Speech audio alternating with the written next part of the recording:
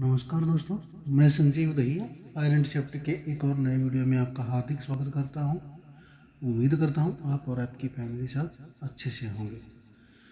तो आज का जो हमारा फायर एंड सेफ्टी से रिलेटेड जो वीडियो है, ये तीसरा वीडियो है, नहीं थर्ड वीडियो है। आज का जो हमारा टॉपिक रहेगा वो रहेगा हाई राइज बिल्डिंग में फायर रिस्क। उसके अंदर क्या क्या चैलेंजेस होते हैं, उसके अंदर हाई राइज बिल्डिंग के अंदर फायर प्रोटेक्शन सिस्टम कौन कौन से है या कौन कौन से इक्विपमेंट उसके अंदर है। तो चलिए शुरू करते हैं। सबसे पहले हम बात करते हैं कि फायर हैजार्ड। फायर हैजार्ड है क्या? अगर मैं एक नॉर्मल भाषा में बात करूं तो फायर हैजार्ड किसी बिल्डिंग में किसी स्थान पे मौजूद ऐसे कारक हैं, या फिर जिसको ये आप बोल सकते हो ऐसे फैक्टर हैं जो कि कहीं पे भी आग लगने वाली स्थिति उत्पन्न कर सकते हैं या फिर आग की गंभीरता को यानी कि सीवियरिटी को बढ़ा सकते हैं। ऐसे मामलों में फायर एंड सेफ्टी के जो प्रोविज़न है उनको अक्षम मतलब या तो मतलब उनको ख़राब कर सकते हैं या फिर उनकी कार्यप्रणाली में बाधा उत्पन्न कर सकते हैं। तो ऐसे ऐसे कौन कौन से कॉमन कॉज हैं, यानी कि जो कारण हैं जो हाई राइज बिल्डिंग में फायर हैजार्ड के हैं। तो सबसे पहला जो हमारा कारण होता है वो है हॉट वर्क का। हॉट वर्क में जैसे कि आप जानते हो कोई करना है, जैसे कि वेल्डिंग वर्क, कटिंग वर्क, इस टाइप की जितनी भी एक्टिविटी होती हैं वो हॉट वर्क में है। उसके बाद एक हाई राइज बिल्डिंग में जो हॉट अप्लाइंसेस या सरफेस जो यूज़ होते हैं वो एक सेकंड कारण है। उसके अंदर आपके माइक्रोवेव या फिर किचन के अंदर चूल्हा वगैरह अगर कहीं पे यूज होता है तो इस टाइप के जितने भी इक्विपमेंट रहेंगे वो आपके हॉट अप्लाइंसेस के अंदर आते हैं। उसके अगला जो एक रीजन और हम जो मानते हैं वो है फॉल्टी ओवरलोड इलेक्ट्रिकल सिस्टम या फिर ओवरलोड इलेक्ट्रिकल सॉकेट्स। यानी कि ऐसे भी जितने भी इलेक्ट्रिक सॉकेट या तो ओवरलोड हो जिन पर मतलब जो उनकी क्षमता होती है तो उससे ज़्यादा उस पर लोड दिया जाए जिसके कारण उसमें शॉर्ट सर्किट हो जाता है, वही भी एक फायर का मेजर कारण है। उसके अलावा एक है स्मोकिंग। स्मोकिंग करने के बाद क्या होता है कि अगर आदमी इधर उधर कहीं पे भी स्मोकिंग करता है, जो स्मोकिंग के बाद जो सिगरेट के जो बर्ड्स है उसको इधर उधर फेंक देता है जलते हुए। और कई बार ऐसा होता है कि जो आसपास जो भी मटेरियल पड़ा होता है वो आग पकड़ लेता है। तो ये भी एक फायर का मेजर कॉज है। अगला जो रीज़न है वो है खाना बनाना। कई स्थानों पे आपने देखा होगा जैसे कि कुकिंग ऑयल वगैरह जो हम यूज़ करते हैं बिल्डिंग के अंदर, सम टाइम इट हैपन्स कि वो आग पकड़ लेता है किसी कारणों से। तो ये भी एक आग का मेजर कारण है। अगला एक और रीज़न है वो है आर्सन, यानी कि कई बार जानबूझकर आग लगा देते हैं। उसका कुछ भी रीज़न हो सकता है। Some time employ by chance अगर किसी से कोई झगड़ा हुआ है मैनेजमेंट के साथ या कुछ और है, या अन्य और भी इस तरह की कोई भी रीज़न, वो आपके आर्सन कैटेगरी में आते हैं। तो ये जितने भी रीज़न थे ये कुछ एक टाइप के एग्जांपल हमने दी कि हाई राइज बिल्डिंग में फायर लगने के क्या क्या कारण हो सकते हैं। अब हम बात करेंगे हाई राइज बिल्डिंग में क्या क्या चैलेंजिंग आते हैं, यानी क्या क्या समस्याएं हैं। सबसे पहला है हायर नंबर ऑफ ऑक्यूपेंट्स, यानी कि जो बिल्डिंग के अंदर हायर नंबर ऑफ ऑक्यूपेंट्स मतलब ज़्यादा संख्या में जितने भी आपके वर्कर हैं, एम्प्लॉय हैं, वो जितने ज़्यादा एम्प्लॉय होंगे उतना ही ज़्यादा टाइम लगेगा उनको बाहर निकालने में in case of any emergency. Second जो रीज़न है निकासी the vertical distance to travel for evacuation, यानी कि अगर मेरे को किसी इमरजेंसी के कारण कोई भी एवोकेशन अगर करवाना है तो बिल्डिंग की जो हाइट है ऊपर से नीचे के लिए, अगर बिल्डिंग के टॉप फ्लोर से मेरे को किसी को नीचे उतारना है तो उसके लिए काफ़ी लंबा टाइम लगेगा और ये काफ़ी बड़ा लंबा चैलेंजेज हो जाता है। इसको हम वर्टिकल डिस्टेंस बोलते हैं। अगला जो रीजन है, अगला जो चैलेंजिंग है वो हमारे सामने है बिल्डिंग का बड़ा साइज, यानी कि लार्ज साइज, बर्थ एरिया और हाइट, यानी कि बिल्डिंग का जितना बड़ा आकार होगा, जितना बड़ा क्षेत्र होगा, जितनी ज़्यादा ऊंचाई होगी उतने ही बिल्डिंग में ज़्यादा चैलेंजिंग आते हैं। अगला जो हमारा फैक्टर है वो है physical challenge to firefighter in reaching the fire, यानी कि आग तक पहुंचने के लिए जहाँ पे भी आग लगी हुई है वहाँ पे अगर फायर फाइटर को पहुंचना हो तो वहाँ तक उसके लिए जो फिजिकल चैलेंजेस आते हैं वो एक मेजर फैक्टर है। फॉर एग्जांपल अगर 14 फ्लोर मतलब अगर कोई बिल्डिंग 20 फ्लोर की है, अगर मेरे को 19 या 18 फ्लोर पे पहुंचना है तो वहाँ तक पहुंचने के लिए फॉर एग्जांपल जैसे आप जानते हो कई बार लिफ्ट वगैरह में प्रॉब्लम हो जाती है। अगर मेरे को स्टेयरकेस से आ रहा तो सेम टाइम पे स्टेयरकेस के अंदर से एवोकेशन चल रहा होता है। तो कुल मिला के अगर मैं बात करूँ तो ऐसे टाइम पे फायर फाइटर को अगर उस आग तक पहुंचना तो काफ़ी ज़्यादा समस्याओं का सामना करना पड़ता है। तो ये हमने पढ़े अभी बिल्डिंग के अंदर कौन कौन से चैलेंजेस होते हैं इन केस ऑफ एनी इमरजेंसी। अब हम बात करते हैं कि बिल्डिंग के अंदर जो भी फायर सेफ्टी इक्विपमेंट होते हैं, प्रोविज़न होते हैं, वो कौन कौन से होते हैं।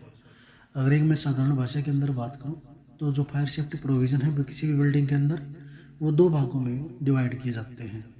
उनके अंदर होता है आपका एक तो एक्टिव फायर प्रोटेक्शन सिस्टम, दूसरा होता है पैसिव फायर प्रोटेक्शन सिस्टम।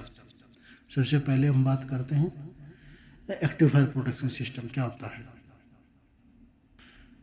अगर मैं बात करूं एक्टिव फायर प्रोटेक्शन सिस्टम की, तो एक्टिव फायर प्रोटेक्शन सिस्टम वो सिस्टम है जो कि इन case of any emergency by default automatic रूप से काम करता है या फिर किसी पर्सन के थ्रू उसको एक्टिवेट कर दिया जाता है। वह आपका एक्टिव फायर प्रोटेक्शन सिस्टम के अंदर आता है। इसके अंदर कौन कौन सी चीज़ें शामिल हैं। सबसे पहला आता है आपका फायर डिटेक्शन और alarm system. In case of any emergency जैसे कहीं पे कोई धुआं वगैरह है तो उस टाइम पे क्या होता है कि आपका फायर डिटेक्शन सिस्टम एक्टिवेट हो जाता है और उससे इंटीग्रेटेड जितना भी आपका इक्विपमेंट है बिल्डिंग के अंदर, चाहे आपका एग्जॉस्ट फैन है, स्मोक एग्जॉस्ट फैन है, नॉर्मल फ्रेश एयर, वो सारे सिस्टम एक्टिवेट हो जाते हैं। उसके जो नेक्स्ट है वो है automatic sprinkler system. In case of building में अगर कोई फायर केस हो जाता है तो जैसे ही फायर स्प्रिंकलर तक अपनी आग पहुंचती है तो ऑटोमेटिकली बर्स्ट होकर वो सिस्टम चालू हो जाता है। उसके नेक्स्ट है स्मोक कंट्रोल सिस्टम, यानी कि बिल्डिंग के अंदर जो फ्रेश एयर का है, स्मोक एग्जॉस्ट फैन सिस्टम है, वो सारे एक्टिवेट हो जाते हैं। हमारा नेक्स्ट है फायर एक्सटिंग्विशर। इसके अलावा वेट राइजर यानी कि फायर हाइडेंट सिस्टम, चाहे आपके इसमें इंटरनल हो एक्सटर्नल हाइडेंट हो, water curtain system, PA system, clean agent यानी कि ट्यूबलेस जितनी फायर सिपरेशन सिस्टम जो कि इलेक्ट्रिक पैनल के ऊपर लगे हुए हैं, एलपीजी पीएनजी लीकेज की डिटेक्शन सिस्टम या किचन हुड के ऊपर जो फायर सेफ्टी सिस्टम लगे हुए हैं, ये सारे के सारे आपके एक्टिव फायर प्रोटेक्शन के सिस्टम के अंतर्गत ही आते हैं। अब हम बात करते हैं पैसिव फायर प्रोटेक्शन सिस्टम, यानी कि ऐसी उपकरण या ऐसी प्रोटेक्शन बिल्डिंग में जो कि बिल्डिंग की इंटीग्रिटी को बनाए रखता है इन केस ऑफ एनी फायर। यानी कि अगर बिल्डिंग में कहीं पे भी कोई फायर होती है तो इसके ओरिजिन को, यानी कि उस आग को बढ़ने से रोकता, ताकि वो आग दूसरी जगह को इफेक्ट ना करे या फिर आग वो वहाँ से आगे ज़्यादा न फैले, यानी कि उस आग को वहीं पे कंटेनमेंट करके रखता है। इसके कुछ एग्जांपल जैसे कि आपका फायर डोर है, फायर वॉल है, फायर के फ्लोर है, इमरजेंसी एग्जिट है, लाइट है, डैम्पर है, ये इंस्ट्रूमेंट है, वाटर ड्रॉप यानी कि वूल है, फायर बैरियर जो हम आपके केबल के ऊपर लगा देते हैं, जैसे फायर बैरियर लगा देते हैं। ये जितनी भी प्रोटेक्शन है ये आपके पैसिव फायर प्रोटेक्शन के रूप में कार्य करती है। यानी कि ऐसा कोई भी सिस्टम जो ऑटोमेटिक ना होकर मैनुअली हम किसी सिस्टम के ऊपर एज ए प्रोटेक्शन, या फिर बिल्डिंग के अंदर अगर मेरे को ये कहूँ कि मेरे को ज़्यादा से ज़्यादा टाइम मिले उस फायर की से सर्वाइव करने का, तो उसको ऊपर जितने भी सिस्टम लगा दिए जाते हैं वो सारे के सारे पैसिव फायर प्रोटेक्शन सिस्टम के अंतर्गत आते हैं। अब हम बात करते हैं बिल्डिंग के अंदर फायर स्प्रिंकलर सिस्टम की। स्प्रिंकलर सिस्टम की अगर मैं बात करूँ तो स्प्रिंकलर आग को बुझाने का एक ऑटोमेटिक सेंसिटिव फायर इक्विपमेंट होता है जो कि एक जगह फिक्स कर दिया जाता है। और इसकी सबसे खास बात यह होती है यह खुद को फायर को डिटेक्ट करता है, यानी कि जैसे ही कहीं पे आग लगी होती है और उसका टेम्परेचर जो वहाँ पे हमने जिस टेम्परेचर रेटिंग का स्प्रिंकलर हमने वहाँ पे लगा रखा है, जैसे ही उसको वो टेम्परेचर सेंस होता है वो सेम टाइम पे बस्ट होकर वहाँ पे पानी फैला देता है और फायर फाइटिंग शुरू हो जाती है। यह है फायर फाइटिंग का एक क्रिया, यानी कि एक्टिव फायर प्रोटेक्शन सिस्टम है। इसका प्रयोग तब किया जाता है जब आग अपने इनिशियल यानी कि इनिशियल स्टेज पर हो, ताकि उस पर आसानी से काबू पाया जा सके। अब हम बात करते हैं कि स्प्रिंकलर के क्या क्या पार्ट्स होते हैं। स्प्रिंकलर की अगर मैं बात करूं तो नॉर्मल 3 पार्ट होते हैं जो आग लगने के पश्चात सक्रिय हो जाते हैं। सबसे पहले अगर मैं बात करूं तो एक डिफेक्टर होता है, दूसरा उसके ऊपर जो ग्लास बल्ब यानी कि जिसको हम टेम्परेचर सेंसिटिव ग्लास बोलते हैं, तीसरा होता है उसका सील या कैप। डिफ्लेक्टर जब आग लग जाती है तो जैसे कि आप इस चित्र में देख रहे हो, यानी कि फोटो में आप देख रहे हो, डिफ्लेक्टर सबसे ऊपर है आपका। जब आग लगती है तो ये ग्लास बल्ब टूट जाता है। और इसका काम पानी को तेज़ी के साथ यानी कि स्प्रेड यानी कि फैलाना होता है।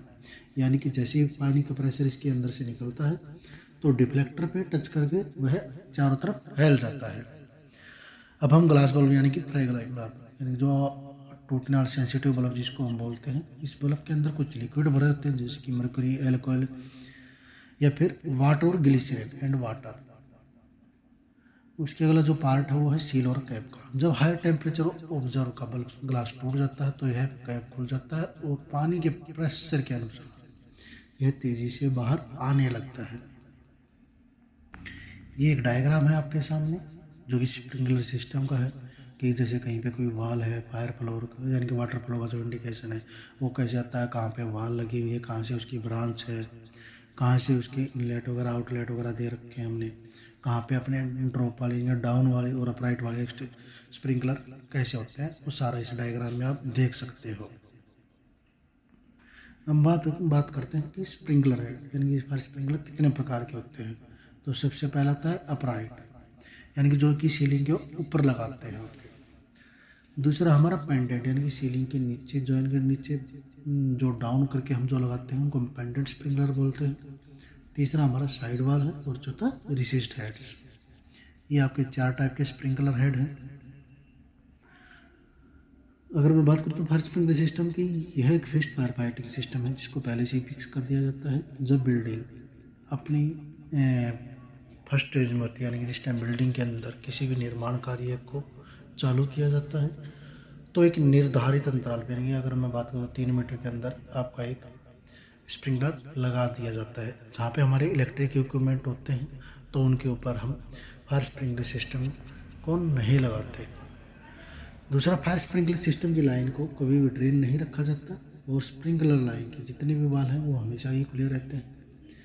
फायर स्प्रिंकलर सिस्टम को मतलब हमेशा एनी ऑब्स्ट्रक्शन यानी कि विदाउट मतलब कुछ के ऊपर कोई भी ऑब्स्ट्रक्शन नहीं होना चाहिए। इन केस ऑफ एनी फायर, अगर फायर स्प्रिंकलर ऑपरेट होता है तो उसके ऑपरेशन में किसी भी प्रकार का कोई भी ऑब्स्ट्रक्शन नहीं होना चाहिए। उस 18 इंच तक उसके वहाँ पे आसपास का एरिया क्लियर होना चाहिए ताकि जो फायर फाइटिंग है वो अच्छे ढंग से हो सके और स्प्रिंकलर अपना कार्य प्रभावी रूप से कर सके।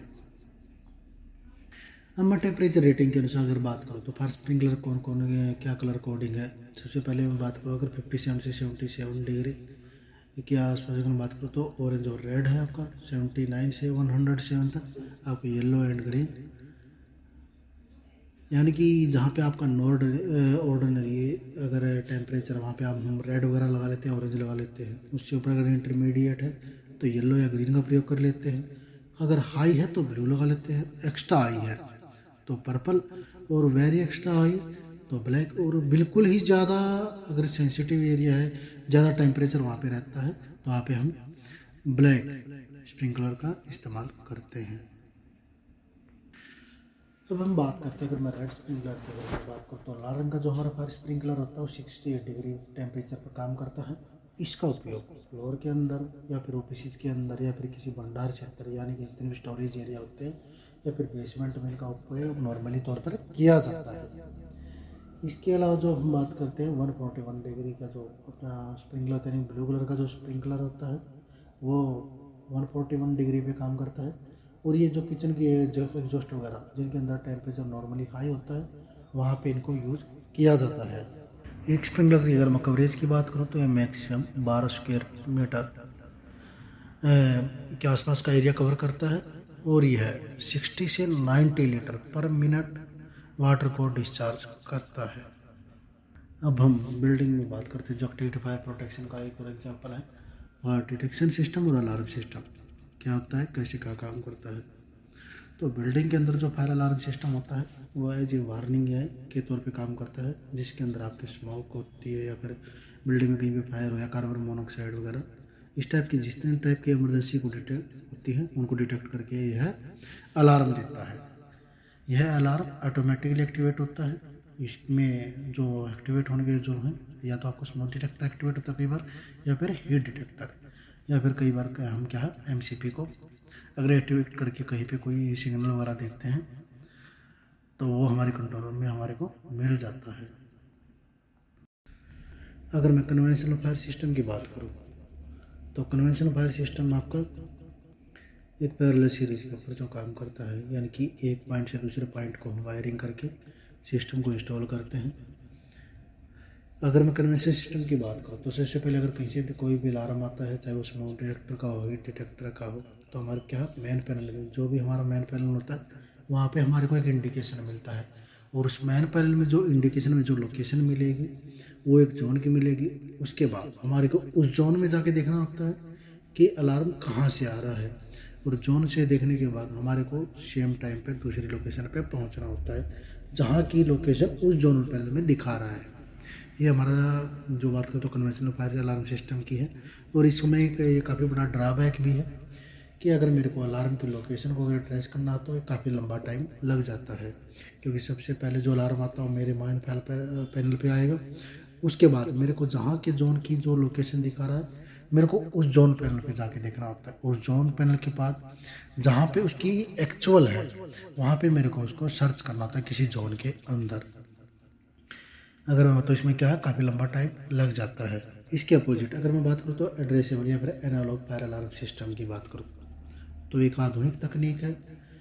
यह जो कन्वेंशनल अपना फायर अलार्म सिस्टम उसके बिल्कुल अपोजिट है। इसमें जैसे कि आपका जो मेन फायर पैनल है उसी के अंदर ही आपकी प्रॉपर लोकेशन किसी भी डिवाइस की, किसी भी इंडिकेशन की, जैसी कोई डिवाइस एक्टिवेट होती है जो कि आपके फायर अलार्म सिस्टम से कनेक्टेड होती है, और जिस टाइम जो भी डिवाइस आपकी एक्टिवेट होगी तो सेम उसकी लोकेशन आपके फायर अलार्म पैनल पे आपको मिल जाएगी। इसके सबसे अच्छे अगर मैं एडवांटेज की बात करूँ तो इसका एडवांटेज ये है कि इसमें आपको अलार्म की करेक्ट लोकेशन आपके मेन फायर पैनल पे ही आपको मिल जाती है। इसके लिए अन्य किसी जोनल पैनल की रिक्वायरमेंट नहीं है। फॉर एग्जांपल अगर मैं बात करूं कि अगर किसी बिल्डिंग में एक मल्टी स्टोरी बिल्डिंग है जहां की 17 या 18 फ्लोर है, अगर मेरा 17 फ्लोर पे कोई डिटेक्टर एक्टिवेट हुआ किसी शाफ्ट के अंदर तो उसकी प्रॉपर लोकेशन आपके फायर पैनल पे दिखा देगा कि 17 फ्लोर पे आपके उस शाफ्ट के अंदर ये वाला डिटेक्टर एक्टिवेट हुआ है। तो ये कह सकते हैं कि हम इसमें एक तो है ना हमारा टाइम काफ़ी ज़्यादा बच जाता है इन केस ऑफ एनी इमरजेंसी। अगर कोई इमरजेंसी में या फिर कोई रियल इंडिकेशन अगर आता है तो सेम टाइम पे हम वहाँ पे जल्दी से जल्दी पहुँच सकते हैं। इसके अगर मैं ड्रॉबैक की बात करूँ तो ये क्या है, काफ़ी महंगा सिस्टम होता है एज़ पर कन्वेंशनल, यानी कि जो आपको जो पुराने वाला जो टाइप का जो कन्वेंशनल सिस्टम की बात करूँ तो इसकी अपेक्षा काफ़ी सस्ता होता है और ये आपका काफ़ी महंगा सिस्टम होता है। अब हम बात करते हैं फायर स्मोक डिटेक्टर की।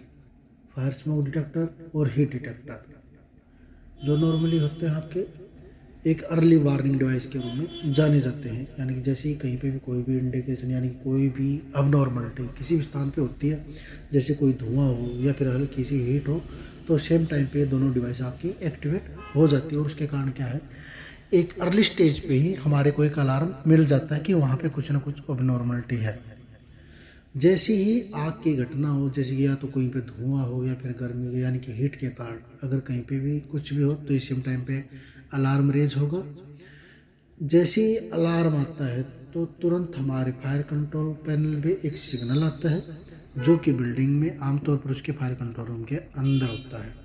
जैसे ही हमारे को कोई इंडिकेशन मिलता है तो हमारे को सेम टाइम पे उस स्थान पे जाके चेक कर लेना चाहिए, ना कि हमारे को ये एज्यूम करना चाहिए कि वहाँ पे कोई सफाई चल रही है या फिर किसी डस्ट के कारण इस टाइप का कोई झूठा अलार्म होता है। हमारे को ये सब चीज़ें एज्यूम नहीं करनी चाहिए जब तक हम उस चीज़ को क्रॉस चेक ना कर लें। क्रॉस चेक करने के बाद ये हमारी ड्यूटी है कि जो बिल्डिंग का जो फायर कंट्रोल रूम है या फिर नियंत्रण यानी कंट्रोल रूम है वहाँ पे जाके उसका फीडबैक दें कि वहाँ पे सब कुछ सही है या कुछ वहाँ पे रियल में कोई फायर का इंडिकेशन था। अगर रियल में वहाँ पे कोई फायर का इंडिकेशन आता है तो वहाँ से हमसे तुरंत एक एमसीपी का अलार्म या बाकी वो अगर हमारे पास में वॉकी टॉकी से एक अलार्म दे हम अपना मैसेज पास कर सकते हैं। और जब तक वहाँ पे टीम नहीं पहुँचती तब तक हमारे को जो इनिशियल स्टेज पर जो भी एक्शन लेना है, जैसे एक्सटिंग्विशर यूज करना है, कुछ भी है तो हमारे को कार्य करना है। और तब तक बाकी जो टीम का जो बाकी से जो रिस्पॉन्स आएगा उसके लिए हमारे को वेट करना है, बशर्ते हमारे को उनको मैसेज तुरंत से तुरंत पहुंचाना है। अब हम बात करते हैं फायर हीट डिटेक्टर की। हीट डिटेक्टर अगर मैं नॉर्मली बात करूँ तो बेसमेंट में, पार्किंग एरिया में, प्लांट रूम में, किचन में, पेंट्री में, इनमें लगाया जाता है। और मोस्टली हीट डिटेक्टर के जितने भी अलार्म आते हैं मोस्टली इनको एज ए ट्रू अलार्म ही कंसिडर्ड किया जाता है। इनका रीज़न ये होता है कि इसके कारण जो भी अलार्म जनरेट होता है वो हीट होने पर ही होता है, ऐसा नहीं कि कोई डस्ट वगैरह के कारण इस टाइप की कोई चीज़ नहीं होती। आग के संपर्क में जब भी कोई हीट डिटेक्टर अगर आ जाता है, जैसे कहीं पे भी अगर कोई फायर केस हो जाता है तो उसके संपर्क में यानी कि जो भी एक्सपोज हो जाता है, जो भी डिटेक्टर हीट डिटेक्टर आग के संपर्क में आ जाता है उसको सेम टाइम पे रिप्लेस कर देना चाहिए। अब आपने देखा जैसे कि हमने पढ़ा स्मोक डिटेक्टर, हीट डिटेक्टर। अब हम बात करते हैं बीम डिटेक्टर की। बीम डिटेक्टर एक optical beam smoke detector device होती है जो कि बड़े क्षेत्रों में धुआं का पता लगाने के लिए, या फिर मैं ये कहूँ जितनी भी अपनी हाई राइज बिल्डिंग यानी कि काफ़ी बड़ा जो स्पेस होता है उसके अंदर इसको हम इंस्टॉल करते हैं। ऑप्टिकल बीम डिटेक्टर अक्सर खुले स्थानों पर या सुरक्षा के लागत प्रभावी साधन के रूप में गोदाम वगैरह में, कहीं पे कोई भी बड़ा एरिया टेरियम वगैरह किसी बिल्डिंग का जिनकी हाइट ज़्यादा है, जैसे कि आपका सिनेमा हॉल वगैरह है वहाँ पे इनको लगा दिया जाता है, ताकि क्योंकि अगर मैं ज़्यादा हाइट पे अगर स्मोक डिटेक्टर या हीट डिटेक्टर को इंस्टॉल करता हूँ तो वहाँ तक आग को पहुँचने में और उसको एक्टिवेट होने में काफ़ी ज़्यादा टाइम लग जाता है। तो ऐसे जितने भी एरिया जहाँ पे हाइट ज़्यादा है, एरिया काफ़ी ज़्यादा बड़ा है, वहाँ पे अर्ली स्टेज पर ही हमारे को अलार्म मिल सके, तो ऐसे सिचुएशन में हम बीम डिटेक्टर को इंस्टॉल कर देते हैं।